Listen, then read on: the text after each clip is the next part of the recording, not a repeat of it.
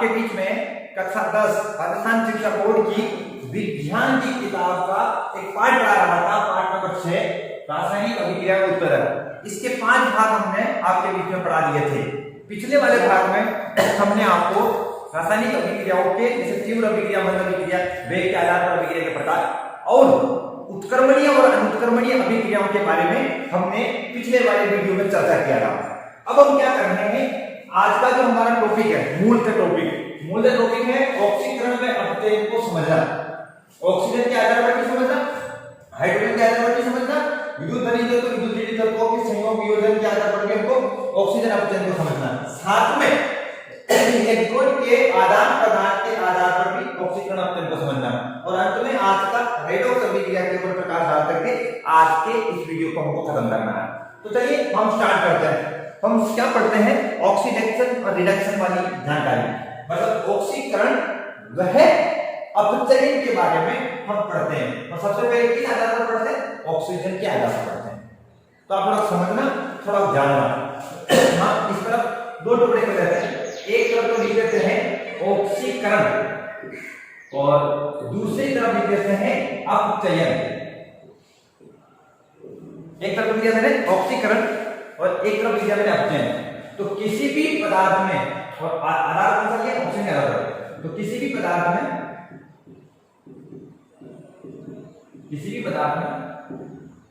Oxygen की वृद्धि होना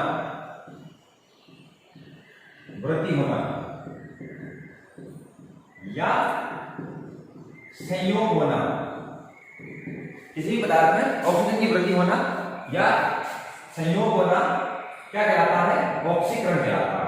ये एक आपको शब्द का लगा, मतलब ऑक्सीजन का जुड़ना, किसी पदार्थ में ऑक्सीजन जुड़ा है तो उसका मतलब उसका ऑक्सीकरण हो गया। तो किसी पदार्थ में ऑक्सीजन की वृद्धि होना या संयोग होना क्या कहलाता है, ऑक्सीकरण कहलाता है। ये आपको भाषा पता लग गई, ऑक्सीकरण का भाषा ऑक्सीजन की संयोग के आधार पर, संयोग वियोजन के आधार पर ऑक्सीकरण समझ गया कि अगर किसी पदार्थ का ऑक्सीजन बढ़ेगा तो उसका मतलब उसका ऑक्सीकरण होगा। और किसी पदार्थ में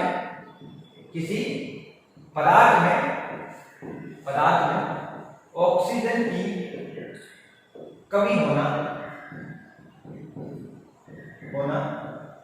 अपचयन कहलाता है। ठीक है, हमने सामान्य भाषा में मतलब समझ लिया कि ऑक्सीजन का बढ़ना क्या होता है और ऑक्सीजन की कमी क्या होती है। अब मैं आपको उदाहरण के माध्यम से इसके ऊपर प्रकाश डालता हूँ या जानकारी देता हूँ। उदाहरण से वो उदाहरण उपयोग करूंगा मैं जो राजस्थान शिक्षा बोर्ड की विज्ञान की किताब में जिन उदाहरणों का जिक्र करके ऑक्सीकरण में अपने समझा रखा है ऑक्सीजन के आधार पर, उन उदाहरणों का हम जिक्र करते हैं। सबसे पहले तो हमारे सामने लेते हैं मैग्नीशियम का रिबन जलाते हैं, ये Mg+O2 जला और 2MgO बना। मैग्नीशियम का रिबन का दहन की समीकरण, जिसको आप लोग संयुग्मन अभिक्रिया के उदाहरण के रूप में लिख सकते हो क्योंकि इसमें 2 अधिकार मिलकर के उत्पाद होगा। दूसरा, हम सल्फर का दहन करते हैं, ठीक है, ये H+O2 और ये बन गया SO2। इसमें इस मैग्नीशियम के साथ ऑक्सीजन नहीं है, ये मैग्नीशियम ऑक्सीकृत होकर के MgO बना रहा है। इसका मतलब इसमें किसका ऑक्सीकरण हो रहा है, मैग्नीशियम का, और क्या कर रहा है, MgO बन रहा है। मतलब मैग्नीशियम MgO में ऑक्सीकृत हो रहा है, ये जानकारी मिला है। यहाँ सल्फर के साथ ऑक्सीजन नहीं है और जब आप इधर उत्पाद की तरफ गए और सल्फर के साथ ऑक्सीजन है, SO2 है। इसका मतलब यहाँ सल्फर जो है वो ऑक्सीकृत होकर के SO2 बना रहा है। यहाँ आपको समझ लीजिए इसमें ये ऑक्सीकरण हो रहा है। तो आपको ध्यान में आ गया होगा, इधर ऑक्सीजन नहीं है, ऑक्सीजन का योग हुआ SO2 बन गया। यहाँ ऑक्सीजन नहीं है, ऑक्सीजन के साथ जुड़ गया, ऑक्सीजन का संयोग हो गया, ये क्या कहलाएगा, ऑक्सीकरण। लीजिए आपकी किताब में जो उदाहरण लिख रखे हैं, ठीक है, ऑक्सीकरण के, वो उदाहरण मैंने आपके सामने लिख दिया। एक बड़ा फेमस रिएक्शन हम आपके सामने लिख रहे हैं, अपचयन के बारे में समझना। देखिए अपचयन का मतलब एक उदाहरण ये दो 2MgO और क्या बना, O2 + 2Mg।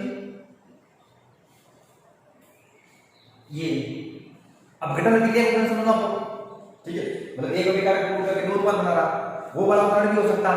और देखिए क्या है, यहाँ पे ऑक्सीजन है और जैसे ही मैग्नीशियम गया तो ऑक्सीजन नहीं है, तो यहाँ क्या हुआ है, अपचयन। तो MgO का अपचयन किसमें हो रहा है इस समीकरण के अंदर? MgO का अपचयन मैग्नीशियम मतलब Mg में हो रहा है इस उदाहरण के अंदर। दूसरा उदाहरण लेते हैं KClO3 पोटेशियम क्लोराइड। इसको अगर आप तोड़ो, ये दो अणु लिए KClO3, फिर क्या बना? दो अणु तो बन गए KCl के और तीन अणु बन गए O2 के। ये एक समतुल्य समीकरण है। हम उत्प्रेरक पढ़ेंगे ना, ये बंध अभिक्रिया पढ़ा था, बंध अभिक्रिया को उदाहरण सब कुछ स्लो रिएक्शन होती है, काफी समय लगता है सब अभिक्रिया में। अगर आपने बंध अभिक्रिया को उदाहरण भी पढ़ सकते हो। यहाँ KClO3 का है, यहाँ ऑक्सीजन है इसके साथ और इस KCl में ऑक्सीजन नहीं है। इसका मतलब ऑक्सीजन की कमी हुई है, ऑक्सीजन घटा है, ठीक है जी, डिक्रीज हुआ है ऑक्सीजन। तो अगर KClO3 का अपचयन किसमें हो रहा है? KCl के अंदर। ये आपको जानकारी पता लग गया उदाहरण के माध्यम से। तो दो उदाहरण, MgO का अपचयन हो रहा है Mg में, यहाँ कौन सा पदार्थ किसमें अपचयित हो रहा है और क्या करोगे? KClO3 का अपचयित होकर के KCl बन रहा है। ये यहाँ आपके सामने ऑक्सीजन के आधार पर ऑक्सीकरण व अपचयन की जानकारी। ऑक्सीजन का जुड़ना ऑक्सीकरण है और ऑक्सीजन की कमी होना अपचयन है। अब हम किसके आधार पर करते हैं? अब अपन आधार चेंज कर लेते हैं और हाइड्रोजन के आधार पर ऑक्सीजन और अपचयन को समझने का प्रयास करते हैं। किसके आधार पर? हाइड्रोजन के आधार पर। आपको ध्यान में आ गया होगा कि ऑक्सीजन के आधार पर ऑक्सीडेशन और रिडक्शन कितनी सिंपल चीज है, आसानी से हम समझ सकते हैं। अब आप किसके माध्यम से समझे? अपचयन और ऑक्सीकरण को हाइड्रोजन के हिसाब से समझना। आपको ऑक्सीकरण व अपचयन को ही है, लेकिन समझने का तरीका कौन सा हो गया? समझने का तरीका हो गया हाइड्रोजन। तो किसी भी पदार्थ में, सीधा हिंट लिख देता हूं, किसी भी पदार्थ में हाइड्रोजन की कमी होना ऑक्सीकरण कहलाता है। और किसी भी पदार्थ में, सीधा लिखा मैं, सिंपल सी हिंट लिख रहा हूं आपको, किसी भी पदार्थ में हाइड्रोजन की वृद्धि होना अपचयन कहलाता है। इसका मतलब हाइड्रोजन का वियोजन होना ऑक्सीकरण कहलाता है और हाइड्रोजन का ऐसा लिखो तो संयोग होना अपचयन कहलाता है। ये सिंपल। तो आपको क्या पता लग गया? क्या पता लग गया आपको? ऑक्सीकरण क्या है? हाइड्रोजन के अकॉर्डिंग किसी पदार्थ के अंदर हाइड्रोजन की कमी होना क्या कहलाता है? ऑक्सीकरण कहलाता है। अब जिस उदाहरण के माध्यम से तुमको ये ऑक्सीकरण समझा रखा है वो हम आपके सामने लिखते हैं, ठीक है। ये देखिए H2S हाइड्रोजन सल्फाइड गैस है, ठीक है, और इन्होंने किससे क्रिया की है? O2 से क्रिया की। और क्या बना है बता देते हैं आपको। दो अणु तो बन गए जल के 2H2O, ठीक है, और पीछे क्या बन गया? ये बन गया सल्फर। अब यहां आप देखिए इसमें हाइड्रोजन है सल्फर के साथ, और यहां आप देखोगे तो इसमें हाइड्रोजन नहीं है। तो हाइड्रोजन की क्या हुई है? कमी हुई है। और हाइड्रोजन की कमी क्या कहलाती है? अपचयन। इसका मतलब सॉरी, हाइड्रोजन की कमी क्या कहलाती है? माफी चाहता हूं, मैंने अपचयन बोल दिया। हाइड्रोजन की कमी क्या कहलाती है? ऑक्सीकरण। तो आपको H2S, ठीक है ना, हाइड्रोजन सल्फाइड का अपचयन सॉरी ऑक्सीकरण किसमें हो रहा है? हाइड्रोजन सल्फाइड का ऑक्सीकरण सल्फर में हो रहा है। ये आपके सामने एक उदाहरण हो गया। मतलब हाइड्रोजन की कमी ऑक्सीकरण कहलाता है। एक दूसरा और उदाहरण लिखते हैं, किताब वाला उदाहरण लिखकर उस चीज को थोड़ा समझना कि क्या देने रहे हैं। एथेनॉल का सूत्र लिखता हूं मैं, CH3CH2OH। भले आप इसको ऐसे लिख दो तो भले C2H5OH लिख दो। तो ये है आपके पास एथेनॉल। ये एथेनॉल, इस एथेनॉल का ऑक्सीकरण हो रहा है, ऑक्सीजन से क्रिया की तो क्या बन गया? एक तो बन गया CH3CHO, ये बना, और साथ में क्या बना? CH3CHO। साथ में क्या बन गया? साथ में बन गया हाइड्रोजन गैस। 2 H थी, एक जगह आती है हाइड्रोजन गैस। ये क्या चीज है? एथेनेल है। अब आपको हुआ क्या यहां पर? हुआ यह है कि यहां पर हाइड्रोजन और यहां पर हाइड्रोजन देखो, यहां हाइड्रोजन 3 2 5 1 6 और यहां हाइड्रोजन 4 है। एथेनॉल का एथेनेल में क्या हो रहा है? ऑक्सीकरण हो रहा है, मतलब हाइड्रोजन की कमी हो रही है। तो हाइड्रोजन की कमी क्या कहलाती है? ऑक्सीकरण। जो उदाहरण किताब के में बता रखे हैं कि आरबीसी की किताब के अंदर, इस उदाहरणों के माध्यम से बच्चा ऑक्सीकरण को समझे, हाइड्रोजन की कमी होना, ऑक्सीजन क्या है, इस बात को समझे। तो ये दो उदाहरण आपके सामने लिखे हुए हैं। अब और क्या करते हैं, हाइड्रोजन का योग होना क्या कहलाता है? वो कहलाता है अपचयन। उसको उदाहरण क्या है, देखिए एक उदाहरण तुम्हारी किताब में लिखा है H2Cl2, हाइड्रोजन और क्लोरीन गैस बनके 2HCl बनाया। हाइड्रोजन क्लोरीन गैस के हाइड्रोक्लोरिक बॉन्ड बनाएंगे, ठीक है। तो इसमें क्या होगा, यहाँ पे हाइड्रोजन नहीं है क्लोरीन में, और यहाँ पर हाइड्रोजन है, तो हाइड्रोजन का योग हुआ है, इसका मतलब यहाँ क्या हुआ है, अपचयन हुआ है। अपचयन हुआ, इसका मतलब Cl2 किसमें अपचयित हो रहा है समीकरण के अंदर, इस उदाहरण के अंदर, तो HCl के अंदर अपचयित हो रहा है। दूसरा उदाहरण लेते हैं, दूसरा उदाहरण ये लेते हैं C2H4, मैंने सीधा उत्तर लिखा एथीन का,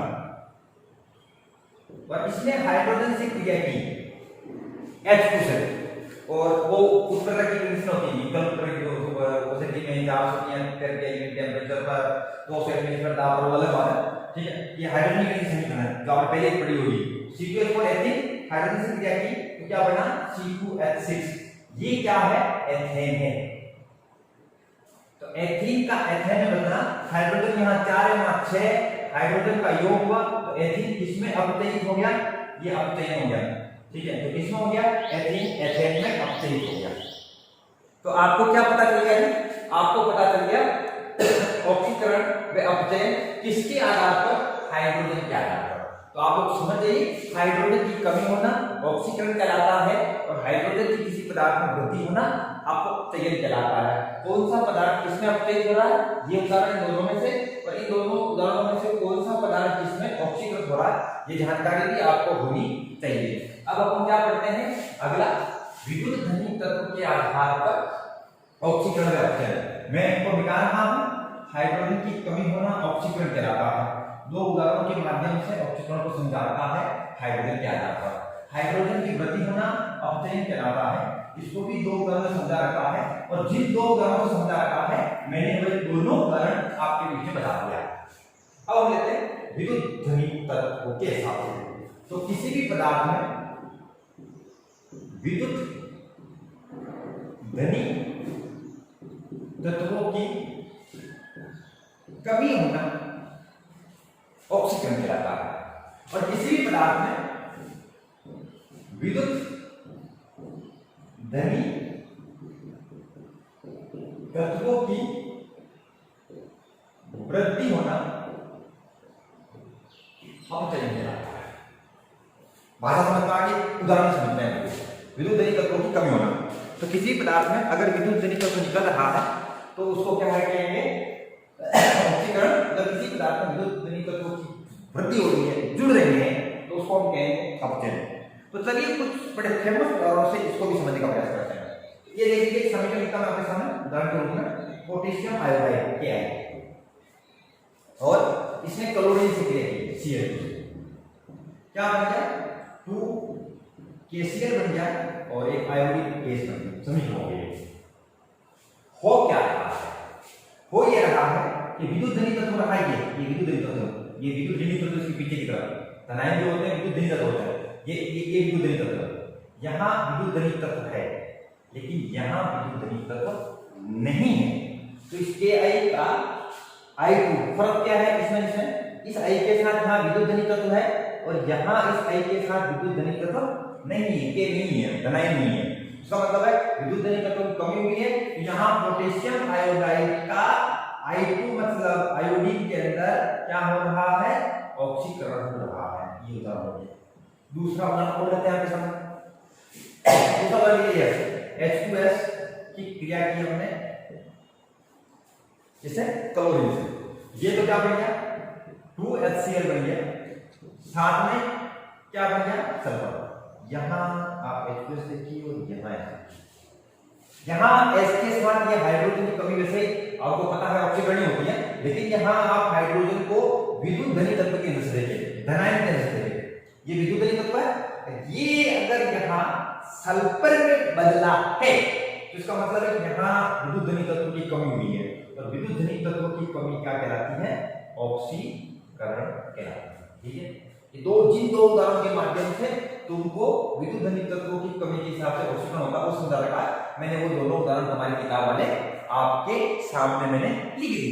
अब देखो, विद्युत धनी तत्वों की वृद्धि होना अपचयन कहलाता है। इस उदाहरण को थोड़ा समझने का प्रयास करें और इसमें केवल एक ही उदाहरण समझे। ठीक है, ये उदाहरण समझो, Cl2 ने Mg से क्रिया किया और क्या बन गया? MgCl2 बन गया। सिंपल समीकरण हो क्या है? इस पदार्थ के साथ कोई भी आगे विद्युत धनी तत्व नहीं है, तो यहाँ आप देखोगे तो Cl2 के साथ क्या आ गया? ये विद्युत धनी तत्व आ गया। तो विद्युत धनी तत्वों की वृद्धि होना क्या कहलाता है? अपचयन कहलाता है। तो यहाँ Cl2 का अपचयन किसमें हो रहा है? Cl2 का अपचयन MgCl2 में हो रहा है। जिस उदाहरण के माध्यम से तुमको ये बात समझा रखी है वो बात हम आपके सामने थी। बात समझ गई थी? अगर ये वाला अगर आप समझ नहीं तो यहाँ Cl2 के साथ क्या है? विद्युत धनी तत्व नहीं है। यहाँ आप देखोगे तो Cl के साथ क्या है? विद्युत धनी तत्व है, बढ़ गया। ये यहाँ पर क्या कहलाएगा? ये अपचयन हो सकता है। जरा समझो तो उदाहरण आप समझ में आना चाहिए। विद्युत धनी तत्वों की कमी ऑक्सीकरण कहलाता है और विद्युत धनी तत्वों की वृद्धि अपचयन कहलाता है। अब इसी ऑक्सीकरण अपचयन को हम विद्युत ऋणी तत्वों के हिसाब से समझते हैं। तो चलिए हम किताब में लिखे हुए उदाहरणों को आपके सामने समझा रहे हैं और आप समझ गए होंगे। ऑक्सीजन की वृद्धि, हाइड्रोजन की कमी, विद्युत धनी तत्वों की कमी ऑक्सीकरण कहलाता है। ठीक है, ऑक्सीजन की कमी, हाइड्रोजन की वृद्धि और विद्युत धनी तत्वों की भी वृद्धि क्या कहलाता है? अपचयन कहलाता है। यह आपको समझना पड़ेगा। अब अपन क्या समझते हैं? विद्युत ऋणी तत्वों के हिसाब से ऑक्सीकरण में अपचयन समझने का प्रयास करते हैं। आपको ध्यान नहीं दे रहा होगा क्या होगा? अब आप देखिए, किसी भी पदार्थ में विद्युत ऋणी तत्वों का संयोग का मतलब वृद्धि। तो किसी विद्युत ऋणी तत्वों का पदार्थ में विद्युत ऋणी तत्वों का संयोग या वृद्धि ऑक्सीकरण कहलाता है। और किसी पदार्थ में विद्युत ऋणी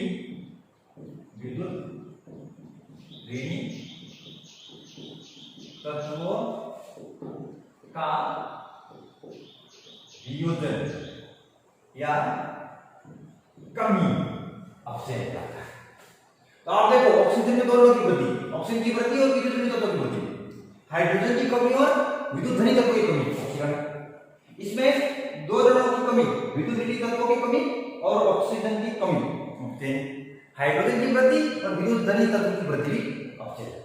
अब जिस उदाहरण के माध्यम से हमको ये चीज समझनी है वो उदाहरण समझ लीजिए। एक एक उदाहरण की बात करेंगे, वो बड़ा फटाफट बना लेते हैं। Mg+Cl2 क्या बन गया? MgCl2। यहां इस Mg के साथ कोई भी ऋणाई नहीं जुड़ा हुआ, कोई भी विद्युत ऋणी तत्व नहीं है। लेकिन जैसे ही आप यहां देखोगे तो इस Mg के साथ Cl जुड़ गया। ये Cl क्या है? विद्युत ऋणी तत्व है। विद्युत ऋणी तत्वों की वृद्धि क्या कहलाता है? ऑक्सीकरण। तो आप समझ गए होंगे कि यहां मैग्नीशियम इसमें हो रहा है MgCl2 में क्या हो रहा है? ठीक है, ऑक्सीकृत हो रहा है। आपको जानकारी पता चल गया होगा। आगे देखो, इसमें विद्युत ऋणी तत्वों की कमी होती है। तो आप एक उदाहरण ले लीजिए, FeCl3, फेरिक क्लोराइड, दोनों ले लिया आपने। फेरिक क्लोराइड किससे रिएक्शन की? इसने H2 से, हाइड्रोजन से किया। क्या बना? दो अणु तो बन गए FeCl2 के, फेरिक क्लोराइड के, और साथ में क्या बन गया? दो HCl बन गया। हाइड्रोजन कंट्रोल हो गया, 3 6 2 4 6 प्लस में दो अणु है। ये दो है फेरिक क्लोराइड, हाइड्रोजन का एक अणु, फेरस क्लोराइड के दो अणु और हाइड्रोजन क्लोराइड के दो अणु। यहां आप लोग देखो, ये यहां देखिए और ये यहां देखिए। FeCl3 यहां ये क्लोरीन विद्युत ऋणी तत्व है। कितने हैं? 3 दूनी 6, यहां 2 दूनी 4। तो क्लोरीन कितने रह गए? यहां पर 4, यहां 6 थे। तो विद्युत ऋणी तत्वों की इसमें क्या होगी? कमी होगी। तो ये क्या कहलाती है? अपचयन कहलाती है। तो क्या FeCl3 का अपचयन किसमें हो रहा है? FeCl2 हो रहा है। तो आपको ये चारों भाषाएं आपको ध्यान में आ गई होगी। अब मैं इनको मिटा रहा हूं, आप इस समझते भी जाइए और सुनते भी जाइए। किसी पदार्थ में ऑक्सीजन की वृद्धि होना ऑक्सीकरण था और विद्युत ऋणात्मक तत्वों की वृद्धि होना भी ऑक्सीकरण था। हाइड्रोजन की कमी और विद्युत ऋणात्मक तत्वों की कमी ऑक्सीकरण था। इसमें विद्युत ऋणात्मक तत्वों की कमी और ऑक्सीजन की कमी अपचयन था। हाइड्रोजन और विद्युत ऋणात्मक तत्वों की वृद्धि अपचयन था। अब अगला क्या है? ऐसी अभिक्रियाएं जिसमें कोई तत्व, अणु, परमाणु, आयन क्या करता है, इसमें कोई समझ लो कि कोई ऐसी अभिक्रिया जिसमें कोई तत्व या कोई परमाणु या कोई अणु या आयन क्या करता है, इलेक्ट्रॉन त्यागता है, तो क्या कहलाता है, ऑक्सीकरण। इलेक्ट्रॉन क्या करता है, त्यागता है। अगर कोई अणु, परमाणु, अणु, आयन क्या करता है, ये तत्व, परमाणु या इलेक्ट्रॉन ग्रहण करता है, तो क्या कहलाता है, अपचयन कहलाता है। इसका मतलब इलेक्ट्रॉन की कमी, इलेक्ट्रॉन की वृद्धि, किसमें, किसी भी तत्वों में, किसी भी परमाणु में, किसी भी अणु में, किसी भी आयन में। इलेक्ट्रॉन अगर निकलेगा इसका मतलब ऑक्सीकरण हो रहा है, और इलेक्ट्रॉन अगर वो ग्रहण करेगा इसका मतलब उसका अपचयन हो रहा है। कुछ उदाहरण समझते हैं आप। देखिए जैसे ये सोडियम और आगे बढ़ गया सोडियम Na+ और इलेक्ट्रॉन बाहर निकल गया, इलेक्ट्रॉन चल गया। तो यहाँ सोडियम का सोडियम आयन के अंदर क्या हो रहा है, ऑक्सीकरण हो रहा है, किसी इलेक्ट्रॉन निकल रहा है। और देखो जैसे ये Fe2 ये भी आयन है, ये तो परमाणु हो गया, बात तो हो गया। ये कौन सा है, आयन है। ये आयन क्या किया, इलेक्ट्रॉन त्याग दिया, त्याग दिया तो पहले 2 इलेक्ट्रॉन दे रखे थे, अब 3 दे दिए, फिर इसका फिर एक बन गया, ये इलेक्ट्रॉन त्याग क्या हुआ। या आप भी समझ लो कि ये इस आयन में, क्लोरीन आयन में 2 इलेक्ट्रॉन त्याग दिए, ये 2 इलेक्ट्रॉन त्याग दिए, तो ये Cl का इसमें क्या हो रहा है, ऑक्सीकरण, इसका इसमें क्या हो रहा है, ऑक्सीकरण। ये उदाहरण तुम्हारे साथ।